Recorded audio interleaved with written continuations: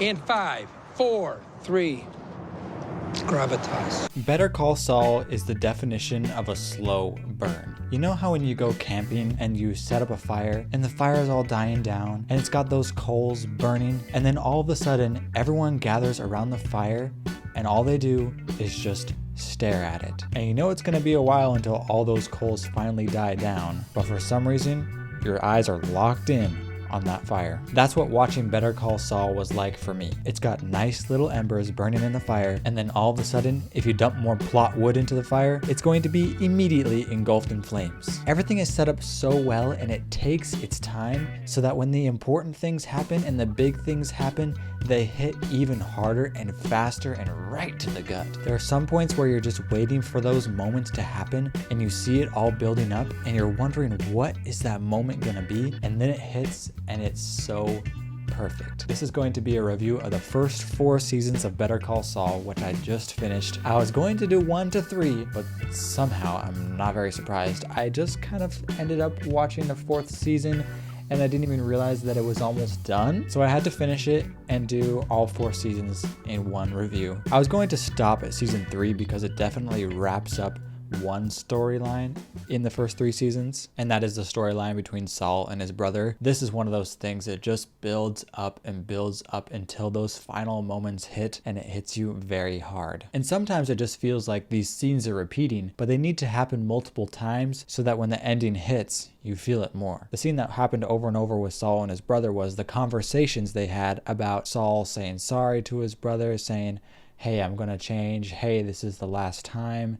And his brother's always saying, okay, I get it. But eventually that conversation doesn't go the way it always goes, and it ends in the relationship going the way it does, and I won't give any spoilers about that. And Chuck isn't the only character that adds to the story of Saul. I mean, Saul is the most interesting character and the one that we follow the most, but everyone else kind of adds to that story arc. For example, Kim, she basically is Saul, just from a different perspective. The more and more we go into the flashbacks of Kim and Saul when they were working in the mailroom together, the more we see that Kim and Saul are pretty similar, and the way that Kim acts gives us more insight into what Saul is like. And then we have Mike, of course, everyone's favorite. Mike is so awesome because we can tell what he's feeling with his face expressions, even though he barely has any facial expressions at all. Like literally, his face expressions are just like,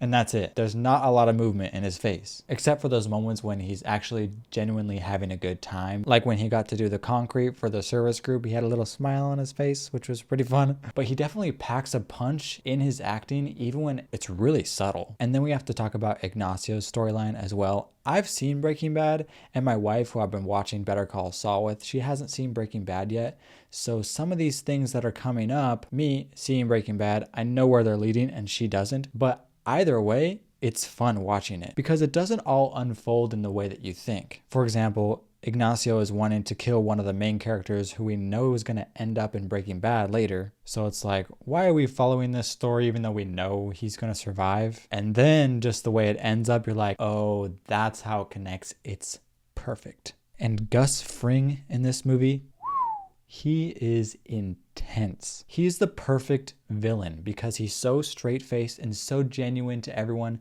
but he just has an evil side behind him. And when it comes out, it is freaky. He's a bad guy, but no one knows he's a bad guy unless you know him really well, and you do not want to know him really well. Those were all the characters that I liked. There is one character that I don't really like. Everyone else has their own personality and character, like Kim, Chuck, Ignacio, even Hamlin. The only character I feel like is just there to push someone else's story is Mike's daughter. Her lines are a little bit awkward and she doesn't really have much character growth, at least so far in the first 4 seasons. She's kind of just there to help Mike along in his story. But everyone else seems to have some deep background. Even when Saul goes to visit people's houses when he's looking for new clients, they all seem to have their own deep backgrounds. They could make a whole season on these characters that he's visiting. When he visits the old lady, when he visits that dad with the toilet invention, when he visits the crazy dude who wants to start a sovereign state, all 3 of those characters could have their own TV show,